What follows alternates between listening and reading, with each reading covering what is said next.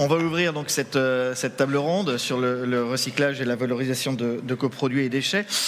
Avec vous, Sylvain Cornet, vous êtes le vice-président de l'association Vresmain, vous êtes président du CRC Bretagne Nord. Et vous êtes également chef d'entreprise, d'entreprise au pluriel, mythilicole. Plusieurs entreprises. Non, une entreprise déjà, c'est bien. Voilà, en baie du Mont-Saint-Michel. Quelle est l'évolution, selon vous, dans la perception des déchets dans la société? Vous me disiez, aujourd'hui, la logique, c'est totalement inversé. Bonjour. Bonjour. Alors, chose importante, je tiens tout d'abord à remercier Isabelle, Jean-René et Olivier, puisque dès qu'il s'agit de déchets, ils ont pensé à moi, donc merci.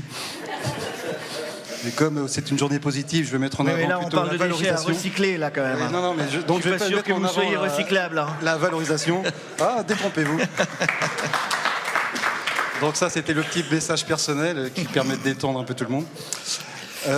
Donc la question était ? La question était, quelle est la perception que vous avez aujourd'hui de la prise en compte du sujet des déchets ? Écoutez, je vais vous étonner, mais pour moi, il n'y a pas de sujet, puisque nos professionnels ont pleine conscience de l'importance de l'environnement et de sa qualité. On est au contact tous les jours d'Âme Nature, on connaît ses forces, mais également ses faiblesses. Et à ce titre, les gens sont hyper actifs par rapport à ça, c'est pas par rapport à ces problématiques. Et la perception de la société par rapport aux déchets que vous traitez dans l'exercice de votre profession ? Alors, déchets et coproduits, s'il vous plaît, parce que les mots ont un sens et ont une importance. Là, c'est là qu'on atteint le point d'achoppement. C'est que, étonnamment, nous sommes plutôt très actifs sur le sujet. On va un peu refaire de la redite par rapport à tout ce qui s'est passé précédemment au cours des universités, mais la démarche est la même. Les professionnels sont volontaires, ils sont plutôt innovants, ils font mettre en place énormément de choses, avec une grosse part d'autofinancement au début. Et étonnamment, la conscience environnementale et sociétale fait qu'on est toujours pointé du doigt. Donc on a l'image des années 60, alors que nous sommes dans les années 2020-2030. Et il y a un problème d'image l'immédiateté de la conscience environnementale est très facile. Appliquer cette conscience environnementale à l'opérationnel, ça demande énormément de temps, déjà l'idée, parce qu'on parle de valorisation, donc de recherche et développement. Il faut avoir l'idée. Une fois que vous avez cette idée, c'est assez rare, surtout dans nos métiers, parce que ce qui nous caractérise, c'est la tête et le muscle. Donc il faut avoir l'idée, donc ça c'est un réel défi. Ensuite, il faut... Fort, je sais pas, mais au niveau du ventre, oui. Ensuite, il faut valider aussi bien la technique que le côté scientifique du process qu'on a identifié. Après, il faut déterminer le cadre réglementaire qui va encadrer les mesures. Une fois que vous avez ça, vous dites c'est pas mal, j'ai bien avancé. Après, on arrive sur les problématiques de financement. Et donc là, je pense tout ce qui a été évoqué ce matin, notamment à la pêche et au mariage. La conche, c'est le même combat, il n'y a pas de souci. Et une fois que vous avez ça, quand vous réussissez à passer toutes ces étapes, vous arrivez enfin à la stade de réalisation. Et là, c'est formidable, vous êtes content. Mais ça ne suffit pas, parce qu'une fois que vous avez réalisé l'objet, il faut produire. Une des particularités de nos métiers, c'est que nous avons une saisonnalité, souvent, de nos productions. Alors là, ça peut impacter notamment un delta sur la sortie de production, mais également, ce qu'il faut avoir en tête, c'est sur le dimensionnement de l'investissement, qui est largement conditionné par cette contrainte supplémentaire. Donc ça complexifie d'autant plus la démarche. Et enfin, il faut donc vous produisez et vous arrivez sur le marché, et souvent, il faut lancer le marché. Donc tout ce temps de recherche et développement nécessite énormément de temps. Et nous, en conchyliculture, l'exemple qu'on va présenter dans le film qui va suivre, ça a été initié en 2014. On n'a pas attendu d'état au tribunal administratif pour travailler sur le sujet. Et on est en train de pointer la solution. Voilà. Alors le projet justement qu'on va présenter en 2 mots, c'est quoi ? C'est la valorisation des moules sous taille. Parce que dans tout cahier des charges, que ce soit STG, label rouge, AOP, pour les moules, il y a des calibrages minimum à instaurer. Et donc en deçà, vous ne pouvez pas commercialiser. Et alors on en fait quoi de ces moules sous taille aujourd'hui ? Alors à ce jour, et depuis la nuit des temps, depuis que la mythiculture existe, déjà c'est un produit 100% naturel. Ça, c'est important de le dire. Parce que, Oui.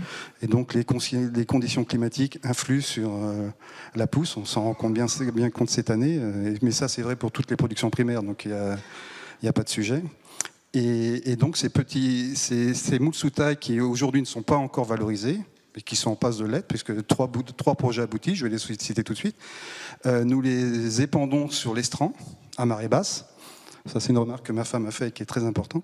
C'est vrai que dans notre esprit, c'est tellement évident qu'on le précise jamais, mais quand nous épandons, c'est à marée basse. Ça a deux effets et deux intérêts pour nous. Le premier, c'est que ça attire les goélands qui sont d'énormes prédateurs pour nos productions. Et donc ça nous exonère des difficultés de production supplémentaires.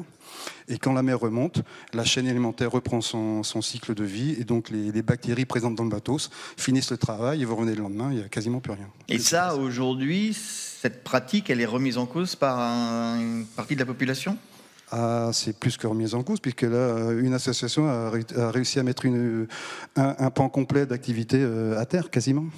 Puisque nous avons eu, suite à un référé suspension au tribunal administratif, une interdiction de suspension de l'arrêté et donc interdiction d'épandre pour cette année 2022. C'est la première fois que ça arrive ? Oui. Enfin, non, l'arrêté, le précédent arrêté avait été déjà suspendu en 2021, mais c'était intervenu en fin de saison au mois de décembre, donc très peu d'impact pour nous, puisque la quasi-majorité des professionnels avaient fini. Et sans rentrer dans les aspects juridiques, c'est quoi les motivations de... Alors là, je ne voudrais pas porter de jugement parce que je risquerais d'être un peu brut. Non, je ne parle pas des motivations des riverains qui... Ce ne sont pas des riverains, les nuisances... en tout cas, des personnes qui ont porté cette affaire devant la justice. C'est plus les motivations du tribunal pour avoir modifié le fait de... c'est des subtilités juste juridiques. C'est pas des subtilités environnementales. C'est sur la forme et pas sur le fond. Donc c'est juste une problématique d'enquête publique et de signature, d'autorité de signature. Donc l'affaire ne va pas s'arrêter là ? Non, c'est parti en cassation. L'État s'est pourvu en cassation auprès du Conseil d'État.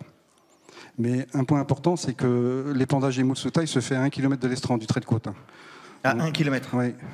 Quand aujourd'hui on est obligé de stocker les moules sur le port, donc à 50 mètres des habitations, et à l'air. Donc c'est vrai qu'en termes de nuisance, on est bien, on est très cohérent. Vous parliez de... On parle du bilan carbone ? On parle d'abord des projets, des 3 projets. Avec plaisir, oui, non, c'est vrai qu'il faut être positif. Oui. Pas toujours facile en ce moment. Alors, le bilan carbone des camions qui transportent les moules sous taille, non ? C'est ça, oui, c'est gentil de rebondir. Vous suivez, c'est bien. Donc oui, quotidiennement, c'est simple, c'est des camions, ça part à l'enfouissement, à Bayeux, donc c'est 300 km aller-retour. Et c'est entre 3 et 4 camions par jour, soit entre 900 et 1200 km. Bilan carbone exceptionnel pour un enfouissement, je rappelle. Alors que nous, quand nous pratiquions l'épandage avec nos tracteurs, on dépassait maximum les 60 km. Et enfouissement de produits naturels. En plus, sachant qu'à l'orée 2025, l'enfouissement doit être diminué de 50% en volume. Donc on est dans la cohérence. Donc il faut trouver en tout cas des initiatives pour régler ce problème. Alors vous parliez de 3 projets et on va présenter le 4e, je crois. Non. On va présenter un des 3 projets. Un des 3 projets. Ah non, Gaël, je crois qu'il y en avait 4. Il y en avait 4 originellement, importés de façon collective par le CRC, mais qui, au regard du dimensionnement de l'outil pour traiter les volumes à traiter, s'est trouvé inapproprié du tout. D'accord. Économiquement. Donc on va présenter un des 3, on peut présenter les 2 autres peut-être ? J'y tiens bien. Et je vous écoute. Non mais ça, on appelle ça le teasing. Donc le premier projet que vous allez voir, c'est le projet Mucella. C'est le projet le plus abouti puisqu'il est sorti de terre en 2021. Oui. Il traite les petites moules, donc les hors calibre, et il en fait, c'est pour de la production alimentaire, des soupes, des plats surgelés. C'est une valorisation alimentaire. Alors on va voir un petit film juste après, mais on va... Le deuxième projet, c'est le projet Mytilimaire, qui sort de terre le mois prochain, au mois de novembre normalement. Et donc qui est pareil, la même cible, c'est une valorisation alimentaire. Et sur un procédé hydrolyse enzymatique, alors que le premier est sur un procédé mécanique. Également pour les moules sous taille. Même principe, toujours. Même sous taille, voilà. Et le troisième projet, qui lui est un projet différent, il est sur l'énergie. c'est le projet Cultimer qui, lui, porte vers la méthanisation. La méthanisation. Tout à fait. C'était en deux mots, c'est quoi le principe ? Le principe, c'est simple, ce sont des petits modules, des petites unités indépendantes et autonomes que chaque producteur pourra remplir. Et quand elle est pleine, un camion vient le chercher. La réaction, le bioréacteur fait son travail et ça délivre des acides gras qui valorisent et qui agissent en réel booster pour les méthaniseurs déjà en place. Donc il n'y a pas d'infrastructure supplémentaire de méthaniseurs, on vient juste se compléter sur le réseau existant. Alors ça, c'est les deux derniers projets, donc Multimer et Cultimer. Ça, ce sont des projets qui vont arriver dans les mois prochains. Qui vont sortir de 24-25. 24-25 ? Oui, 2000. D'accord. Donc là, on va regarder un petit film. Je vous sens soulagé. Sur, vous aussi, sur le projet Mucella, avec un méthyliculteur, Axel Brière. Tout à fait. Qui est à Pénétin, regardez.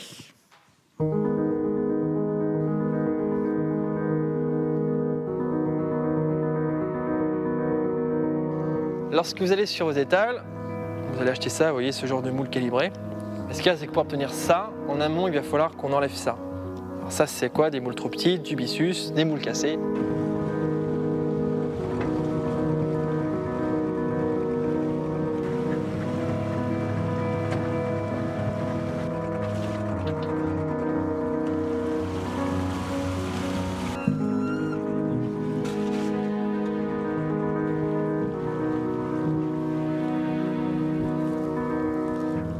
On a fondé Mucella pour valoriser toutes les petites moules que l'on n'utilisait pas, soit environ 30 à 50% de notre production.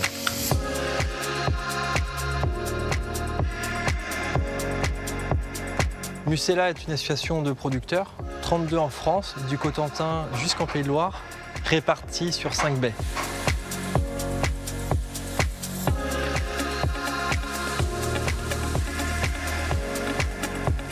Ces petites moules avant, on ne sait pas trop quoi en faire. Aujourd'hui, avec Mucella, leur chair, on en fait un ingrédient pour l'agroalimentaire. Leur jus, on en fait un ingrédient pour l'aromatique. Et bientôt, la coquille servira dans l'amendement calcaire, mais aussi dans les biomatériaux, comme par exemple des montures de lunettes. L'usine Mucella, c'est comme à la maison, sauf qu'on est dans un format industriel. Au lieu d'utiliser une cocotte minute, on utilise un autoclave pour ouvrir les moules. Les chairs de moules sont ensuite surgelées IQF, c'est-à-dire surgelées individuellement. Les jus, quant à eux, sont pasteurisés et conditionnés sous vide.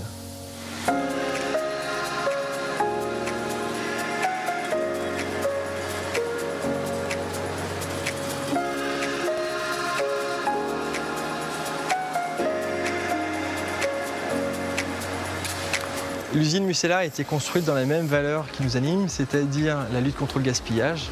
Concrètement, c'est une usine qui est extrêmement efficiente avec un mélange de low-tech et de high-tech. C'est une isolation qui est renforcée, c'est de la récupération de chaleur tout azimut. Et dans la structure même de l'usine, la charpente du bâtiment a été constituée avec des chutes de la navale recyclées.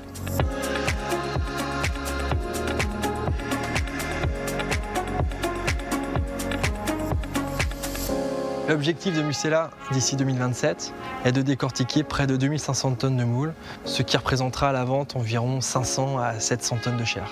Aujourd'hui, mon ambition elle est très simple. Elle est d'atteindre les objectifs fixés avec mes associés et de conserver notre leadership dans la valorisation de ces petites moules.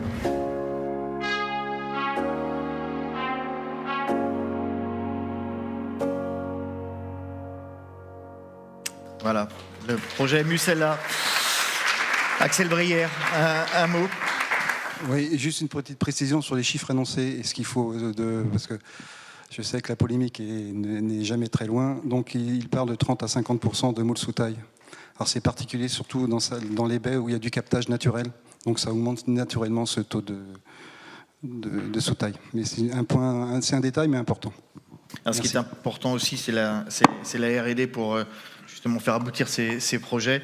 Et on a à nos côtés Cécile Vaucher, vous êtes directrice d'IDEMER, bienvenue. Merci. Alors IDEMER, c'est un centre d'innovation technologique basé à Lorient. Tout à fait. 2700 mètres carrés de locaux, essentiellement j'imagine des laboratoires. Une usine de production. Usine de production. Et une vingtaine de personnes qui travaillent. C'est quoi les missions d'IDEMER aujourd'hui ?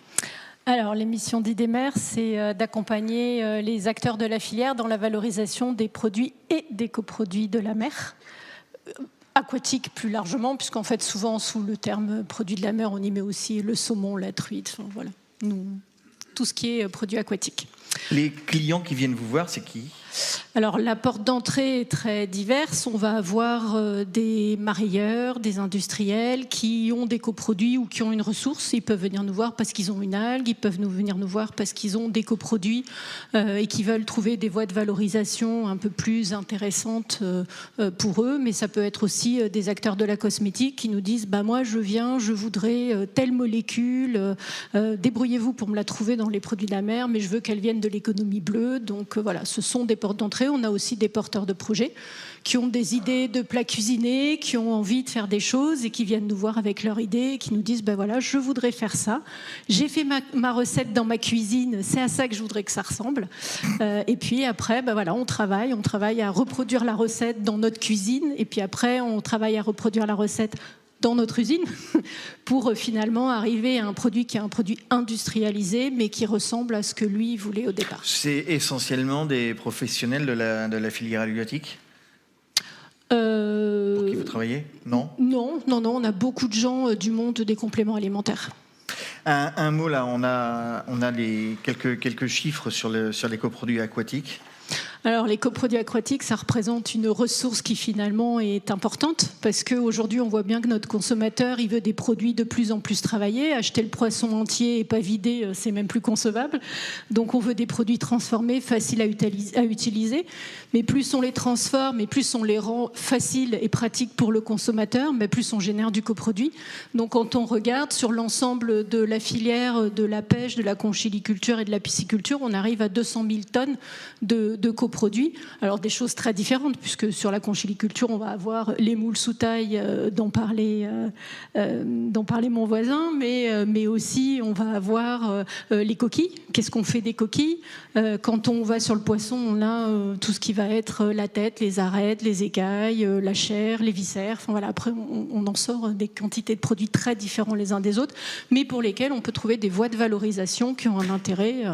Est-ce qu'il existe aujourd'hui techniquement et scientifiquement des voies de valorisation pour l'ensemble des éléments d'un poisson, par exemple ? Oui. Alors nous, au sein d'IDEMER, on va travailler sur la tête. Oui. Alors après, on valorise par exemple les poissons gras. On va travailler sur des procédés, que ce soit du saumon, de la sardine, du maquereau. On va travailler sur la valorisation des têtes pour en sortir des hydrolysats peptidiques, c'est-à-dire qu'on fait digérer la tête du poisson qui a été broyée par des petites enzymes qui vont nous libérer des petits morceaux de protéines qui ont des propriétés pour la santé. Et ces petits bouts de protéines, de petits peptides associés aux oméga 3 qui sont aussi contenus font qu'on arrive à obtenir des produits qui ont un intérêt pour lutter contre Alzheimer, pour le développement cognitif. Enfin, voilà, il y a des applications en santé et on valorise les écailles, on valorise les peaux parce que dedans il y a du collagène, alors il y a des espèces de poissons où enlever la peau c'est compliqué, donc on ne va pas travailler sur cela, mais globalement si on les prend par grande famille de coproduits, on arrive à tout valoriser. Mais concrètement, moi je suis producteur, je suis mytiliculteur ou conchiliculteur. Comment je fais concrètement pour valoriser des coproduits ou des déchets ? Je fais comment ? Comme a fait Axel. Je vous fournis ma matière première. Enfin, ça se passe comment ? Alors Axel, quand il a démarré son projet, a démarré chez IDEMER il y a déjà de nombreuses années avant qu'il en arrive à avoir l'usine qu'il a aujourd'hui. Mais Axel est arrivé avec sa problématique de moule sous taille puisqu'il vient d'une famille de mytiliculteurs et en disant nous on a ce tonnage-là, qu'est-ce qu'on peut en faire ? Et il a bataillé, il est venu. venu, il a fait des essais, on a travaillé sur les procédés de surgélation. Donc vous l'avez décortiquage. accompagné dans le... Ah oui, à l'époque, c'était Jean-Luc Lavolée qui était le responsable R&D d'Idemmer, et peut-être pendant 10 ans, Axel est venu faire des essais, arrêter des process, essayer des choses. Il y a des choses qui marchaient, il y a des choses qui marchaient pas. Enfin voilà, on arrive à des... Et à l'époque, Axel a regardé l'hydrolyse des moules sous taille. Pour lui, c'est pas ce qu'il a retenu dedans, mais ça fait partie des pistes qu'il a investiguées. Et puis, c'est pas celle qu'il a retenue. Aujourd'hui, voilà, il valorise sa moule sous taille pour en faire des produits alimentaires intermédiaires qui vont dans des plats cuisinés. Est-ce qu'il y a beaucoup de débouchés encore qu'on ne connaît pas ? Sûrement. On voit bien, on trouve beaucoup de composés d'intérêt, on a des voies de valorisation. Après, nous, chez Idemmer, on travaille que des produits qui restent alimentaires. Donc nous, c'est les voies qu'on explore. Mais par exemple, on travaille avec l'OP Pêcheurs de Bretagne sur la valorisation des invendus de raie. On sait qu'il y a des périodes où la ressource arrive beaucoup et le consommateur en face n'a pas de besoin et ne souhaite pas le produit. Donc l'OP intervient sur le marché et retire ces produits qui peuvent être mieux valorisés qu'ils ne le sont. Et l'OP a décidé, soutenu par le DLAL FEAMP du pays de Lorient, d'investiguer, parce que c'est ce que disait mon voisin. Enfin, il y a vraiment besoin de faire ces travaux de R&D pour trouver les débouchés. Et c'est vrai que là, on explore large. On explore des voies de valorisation qui vont relever de l'alimentaire, mais aussi des voies de valorisation pour le monde agricole. Et je pense qu'on peut en avoir beaucoup encore à rechercher. Si je peux me permettre de préciser, il faut dissocier la valorisation des coproduits et des déchets. Parce qu'autant sur les coproduits, on est proactif puisque ce sont la valorisation de nos productions, donc c'est tout à fait plus facile, c'est beaucoup plus facile pour nous parce qu'on a cette expertise. Par contre, les déchets, nous sommes les consommateurs. Et donc là, il faut impulser les industriels qui fournissent à chercher des voies de valorisation. Et donc là, on a beaucoup moins la main et donc c'est d'autant plus difficile pour nous. Est-ce que vous diriez l'un comme l'autre qu'on pourrait créer une filière digne de ce nom, générant de la valeur, des emplois sur la valorisation des coproduits ou des déchets ? Oui, la filière, elle n'est pas matérialisée comme une vraie chaîne qu'on voit, mais elle existe. On sait très bien que les marailleurs fournissent leurs coproduits pour qu'on puisse les valoriser, que ce soit en farine ou pour leurs huiles, mais aussi pour fabriquer des compléments alimentaires. Donc elle existe déjà. Je pense qu'il y a des efforts à faire pour mieux valoriser encore. Il y a des efforts à faire sur l'impact environnemental en se disant il n'y a peut-être pas besoin de les envoyer très loin pour les valoriser, mais on peut peut-être faire des choses sur notre territoire pour avoir un meilleur impact carbone, mais elle existe déjà partiellement. Maintenant, elle peut être renforcée. Elle peut être renforcée et il faut avoir une vision, pas forcément de valorisation, mais de diminution des coûts. C'est-à-dire que minorer, parce qu'on sait très bien pertinemment que le traitement des déchets va coûter de plus en plus cher. Oui. Et donc la voie pour sécuriser nos volumes d'affaires est la diminution des coûts et donc la valorisation de ces déchets, pas forcément une valorisation au proprement dit, gain de production, gain financier, mais absorption de coûts. Alors justement, Yvon Ropars, vous êtes le directeur commercial de Les Recycleurs Bretons. Bonjour. Bonjour. Les Recycleurs Bretons, en deux mots. Alors, Recycleurs Bretons, c'est une société, comme le nom l'indique, qui est purement bretonne, installée plutôt dans la partie ouest de la Bretagne, c'est-à-dire, grosso modo, on tire un trait de Saint-Brieuc jusqu'à Vannes, tout ce qui est à l'ouest est un peu notre terrain de jeu. C'est une PME qui emploie aujourd'hui 200 personnes à peu près, et qui est spécialisée dans tout ce qui est collecte et recyclage de déchets non dangereux. Ça, c'est notre métier historique. Et puis, on a greffé dessus une activité Alors, je voyais tout à l'heure la première intervention. Non, la première intervention où on voyait les bateaux, notamment le TK Bremen, échouer sur la plage d'Erdevenne. Alors, je fais simplement un petit retour en arrière dans la création d'une filiale Navaleo en 2012, justement pour le traitement et le recyclage de ces anciennes coques échouées. Et là, on développe effectivement cette activité-là depuis une dizaine d'années, avec aujourd'hui un rythme de croisière d'une dizaine de bateaux déconstruits par an. Voilà. Et vous êtes d'ailleurs sur un chantier de déconstruction d'un pétrolier, je crois, russe. Ouais, c'est le plus gros bateau déconstruit aujourd'hui en France, le plus gros bateau de commerce. C'est un pétrolier russe de 10 000 tonnes. Il fait suite à une première aussi parce qu'on a déconstruit des sous-marins, les sous-marins de la Marine nationale, des SMD. Donc ça aussi, c'était une première. Donc on multiplie les expériences, mais on gagne aussi en savoir-faire. Et aujourd'hui, on a la volonté, et je pense que c'est de plus en plus vrai, de créer une filière de déconstruction navale en Bretagne, notamment dans la pointe de la Bretagne sur Brest. Alors je fais juste une remarque, c'est amusant qu'une entreprise française déconstruise un pétrolier russe pendant que des Turcs déconstruisent un porte-avions français. Ouais, alors je dirais que effectivement, mais je ne vais pas rentrer dans ce débat-là. Non, c'était juste il y aurait beaucoup de choses à dire. Je dirais simplement que nous, ce qu'on veut faire, c'est encore une fois créer une filière propre, qu'il y ait une filière dans les règles de l'art et montrer vraiment qu'il y a une possibilité d'emploi et à la pointe de la Bretagne pour ce genre d'activité. Voilà. Alors, vous recyclez des poches à huîtres. Notamment. Alors expliquez-nous. Alors effectivement, étant implanté dans l'ouest de la Bretagne, il est difficile de ne pas s'intéresser à la mer, et notamment à tout ce qui vient des déchets qui pourraient venir de la mer, et notamment des déchets de la conchyliculture. Et on a été interrogé, ça fait déjà quelques temps, pour recycler ces poches à huîtres. Et effectivement, aujourd'hui, on a mis en place, mais on travaille régulièrement avec le comité régional, on a mis en place des collectes par l'intermédiaire de nos moyens, des camions grues qui viennent chez les ostréiculteurs collecter ces poches et les ramener dans nos centres, alors soit sur Brest ou sur Caudan, parce qu'on a un centre sur Caudan, ou sur Pouignot, parce qu'on est aussi présent dans le nord du Finistère.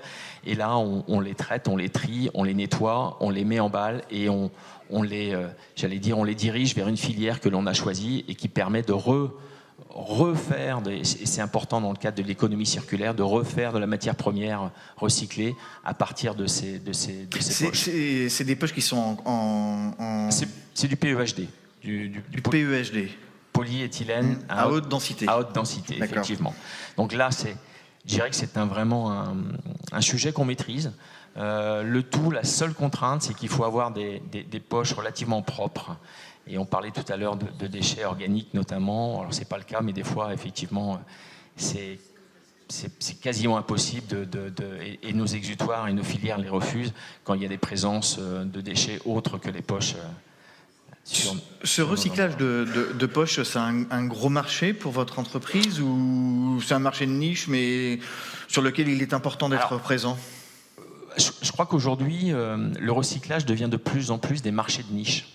C'est-à-dire qu'aujourd'hui, on a été pendant des décennies des généralistes, où effectivement, on prenait le déchet dangereux, non dangereux tel qu'il venait. Et aujourd'hui, on doit se spécialiser, on doit trouver pour chacune des problématiques une sortie, une valorisation. Et aujourd'hui, notre métier change complètement. On devient justement des spécialistes de la matière, ou tout du moins on essaye de le devenir, avec la volonté d'aller vers des niches. Et la poche à huîtres en est une intéressante pour le monde ostréiculteur, mais aussi pour nous. Quand vous dites que vous êtes devenus des spécialistes de la matière, c'est-à-dire qu'à partir de déchets, vous créez de la valeur ajoutée, en fait. Exactement. Alors, on crée de la valeur ajoutée, tout du moins, on crée de la matière recyclée. C'est-à-dire qu'à partir effectivement du plastique, on va refaire une plastique selon la catégorie de plastique. À partir de la ferraille, et notamment je pense ici aux tables ostréicoles, on refait effectivement de la ferraille. Donc il y a la volonté de refaire effectivement à partir de beaucoup de matière, de la matière première recyclée. Et c'est aussi, je fais un aparté, la volonté aussi et tout à l'heure on parlait de l'enfouissement et du problème d'enfouissement et de la baisse des quotas d'enfouissement qui vont arriver, et le coût de l'enfouissement qui est aujourd'hui exponentiel chaque année. C'est la volonté d'optimiser ce qui est valorisé, alors par une valorisation matière, on l'a dit tout à l'heure, mais aussi par une valorisation énergétique. C'est-à-dire qu'aujourd'hui, ce que l'on ne peut pas recycler, il reste encore de la matière que l'on a du mal à recycler en matière. Et dans ces cas-là, on l'utilise en combustible solide de récupération, que l'on produit aussi dans nos usines, et notamment sur Guipava, à côté de Brest. Vous travaillez aujourd'hui, pour terminer, sur un projet de recyclage de filets de pêche ? Alors, oui, si. Alors, on a 2 projets intéressants pour le sujet d'aujourd'hui. Donc, le premier, effectivement, c'est celui-là où on s'intéresse aux filets de pêche. Il y a pas mal de start-up, et notamment sur Brest, Filet & Fab, qui notamment s'intéressent à cette matière-là pour en refaire du mobilier contemporain et design. Bon, c'est la limite, je trouve ça hyper intéressant, mais la limite, c'est effectivement le volumétrie que ces PME sont capables d'absorber. Donc on cherche, et aujourd'hui on travaille avec des exutoires un peu plus lointains, mais qui va nous permettre, je pense, d'apporter une vraie réponse à cette problématique. Et puis le deuxième sujet, en termes de projet, c'est la construction d'une usine purement recycleur breton au nord-est de Rennes, qui va permettre justement de traiter les plastiques, et notamment les plastiques agricoles, et pourquoi pas les poches à huîtres, pour en refaire des billes de plasturgie. Voilà, donc ça c'est un projet qui normalement devrait voir le jour. À quel horizon, d'ici 2024-2025. Enfin 2025 c'est sûr, peut-être 2024. Mais c'est bien sur les rails. Allez, une dernière question, est-ce qu'on en fait assez sur la valorisation Non, on n'en fait jamais assez. On n'en fait jamais assez. Non, mais par contre, moi je suis présent dans la... J'ai pas un métier de recycleur, je suis un ancien banquier. On recycle aussi de l'argent dans la banque. Oh, vous auriez dû commencer par ça. Mais ce que je voulais dire, c'est qu'en 5 ans de présence sur ce secteur-là, j'ai vu les évolutions et notamment poussées par la réglementation, c'est sûr, mais aussi, on le disait tout à l'heure, par un changement d'état d'esprit des producteurs qui est quand même assez impressionnant. Et on en fait, non, c'est sûr, on n'en fait encore pas assez, et je pense qu'il y a encore des marges de progression, mais quand même, on va dans le bon sens. Romain Capet, merci Yvan Repars. Romain Capet, directeur industriel de Top Atlantique. Bonjour. Bonjour, vous dépendez du réseau Le Saint. Alors, en quelques mots.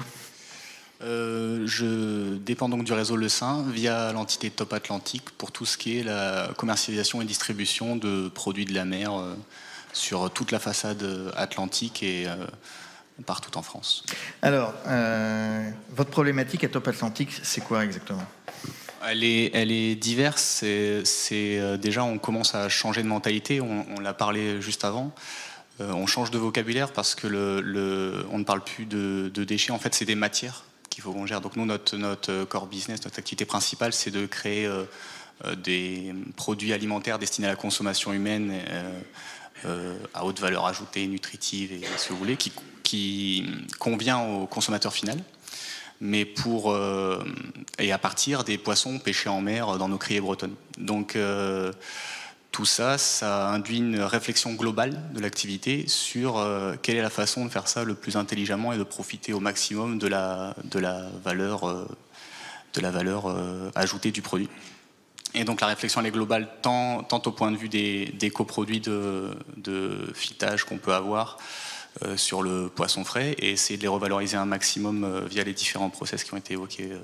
Et aujourd'hui, vous en faites quoi, par exemple, de ces Alors aujourd'hui, on valorise 90%, et quand je dis valoriser, c'est on arrive à vendre nos coproduits, mais ça va. Après, tout est une question de dimension, et c'est-à-dire que nous, notre principal acte actuellement, c'est de trier nos déchets pour les valoriser au maximum. Et après, cela passe dans une autre filière qui va, elle, se spécialiser à ajouter de la valeur.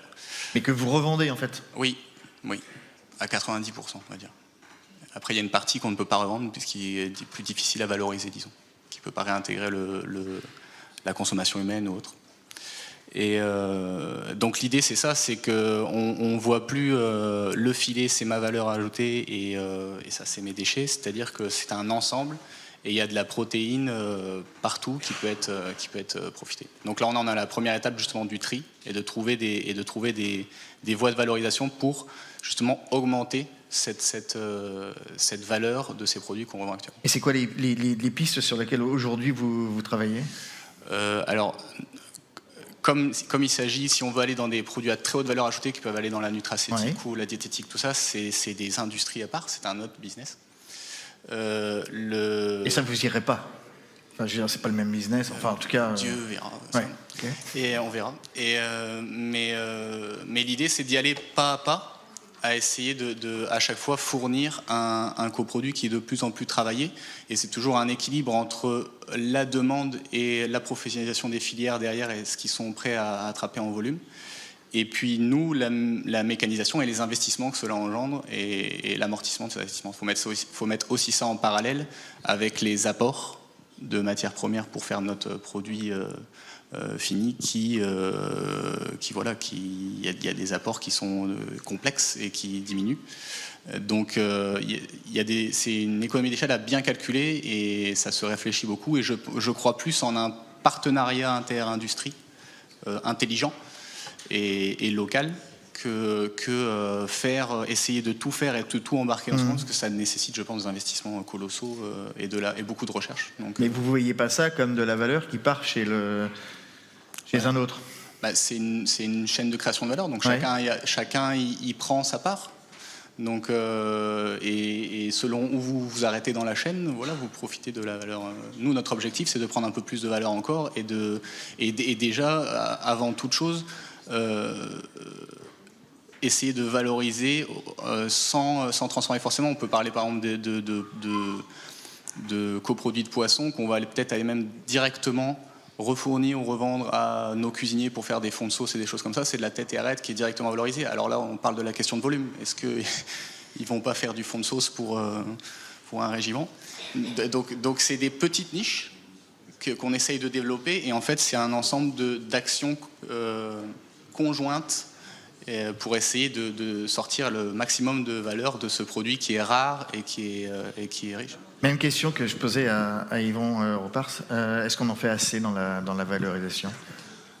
Je pense que c'est déjà bien que la filière en soit consciente. Et donc, actuellement, on est conscient et je crois beaucoup en la théorie de la contrainte. Donc, ça veut dire que comme maintenant, on est un monde sous contrainte énergétique, sous contrainte de coûts, sous contrainte, c'est mondialisé. Ça nous oblige.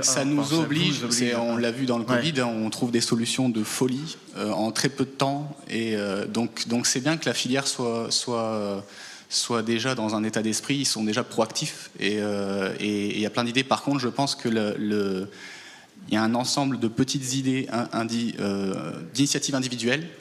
Et on devrait essayer d'encore plus resserrer les partenariats sur le territoire, au local, et faire... c'est ce que vous me disiez, on ne travaille pas suffisamment... l'écosystème ne travaille pas suffisamment ensemble. Voilà. Donc les universités de Bresmer, ça sert à ça, je pense, entre autres, c'est qu'on puisse discuter face à face et mieux se connaître et essayer d'agir ensemble. De toute façon, le défi climatique et énergétique, c'est un défi qu'il faut relever ensemble, et si on veut vivre dans un... Voilà. On n'y arrivera pas tout seul avec ses petits bras, chacun de son côté, même s'il y a des super initiatives. Donc, merci Romain. Je regarde les modérateurs et modératrices. Est-ce que vous avez des questions? Alors, Benoît, que l'on accueille sous les applaudissements chaleureux du public. Alors, prends le micro. Bonjour tout le monde. Oui, pas mal de questions, comme sur la première table ronde. Une première, concernant les sous-tailles, c'est comment se passe la gestion dans les autres bassins de production.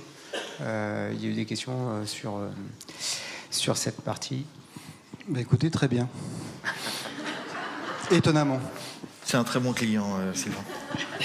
Non, mais vous savez, là, l'opposition, c'est 2 personnes. Dans les autres bassins, les gens sont habitués à voir cette technique quasi ancestrale. En baie du Mont-Saint-Michel, 70 ans qu'on a ces mêmes pratiques, donc ça ne choque pas, c'est dans l'empirisme du métier, donc à mon avis, il n'y a aucun sujet. Il n'y a pas de risque de jurisprudence? Certainement, mais ça, j'ai pas cette expertise, mais oui, c'est bien évidemment le risque évalué.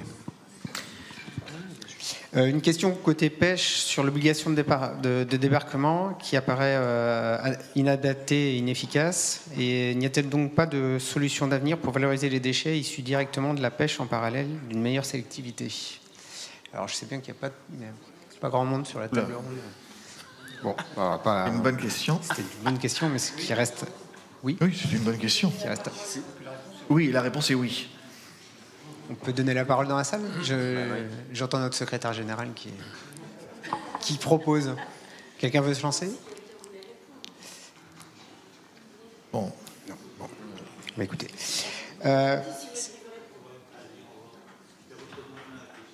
Ouais.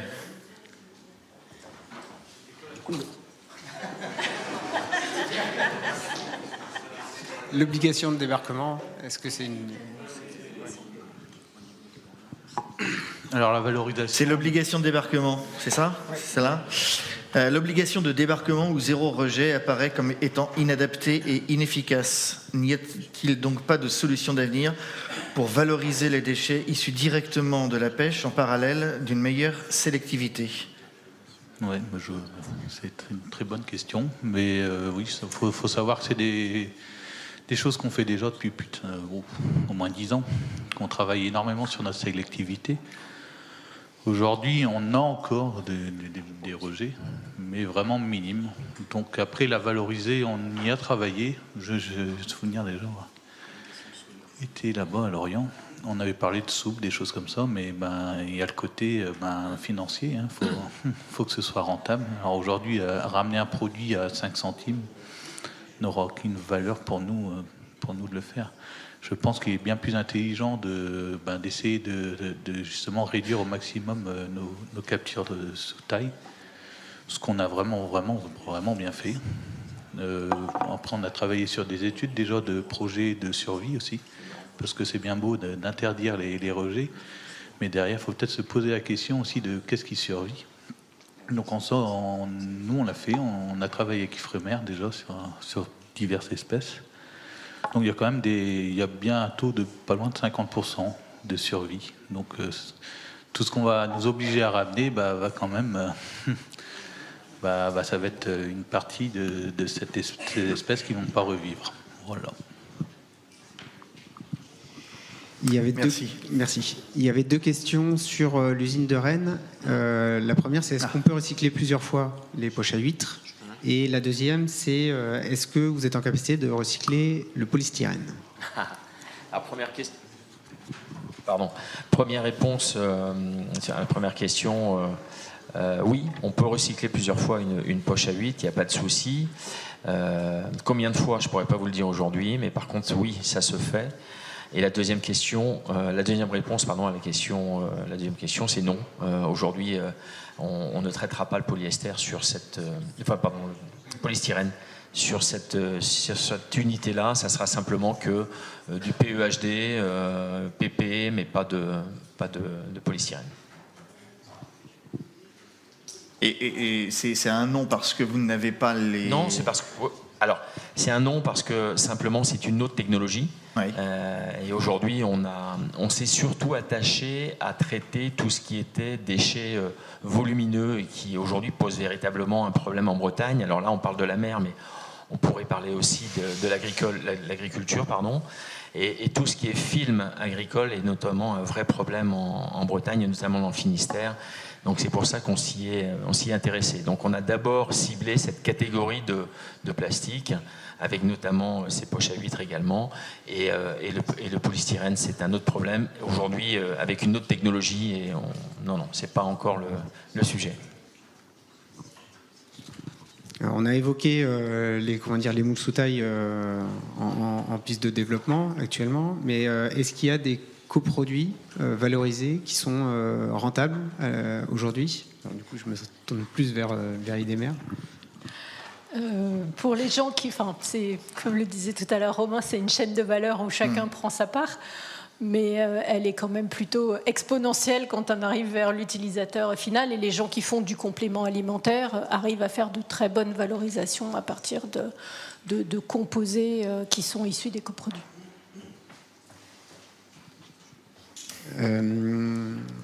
Face au volume des sous-produits, des déchets, est-ce qu'il ne faudrait pas imaginer un pôle national ou régional pour atteindre des volumes de sous-produits ou déchets assez suffisants pour que ce soit rentable? C'est un peu la piste que Romain Capet développait tout à l'heure.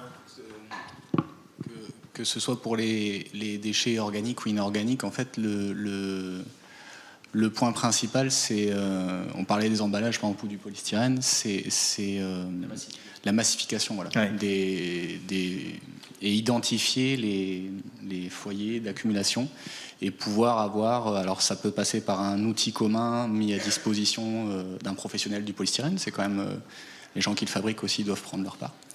Et ils le font. Mais il faut pouvoir massifier pour que ça ait justement aussi un bilan carbone cohérent aussi. Parce que sinon, on va dépenser trop de gasoil pour valoriser quelque chose qui ne pourra pas. Plus de questions? Non? Si, une dernière? Peut-être une dernière sur les les projets de produits biodégradables. Est-ce qu'il en existe, sur quelle filière et quel est l'avenir et est-ce que c'est pas une solution pour limiter le nombre de déchets?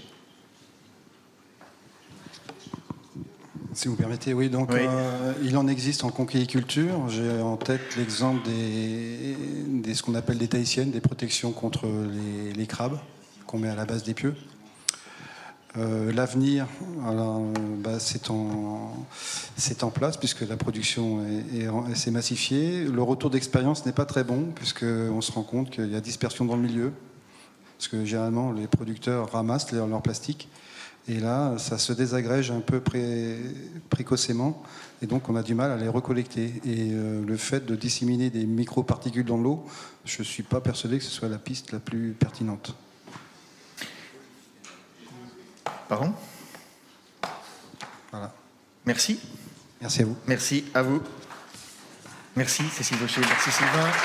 Merci Yvon.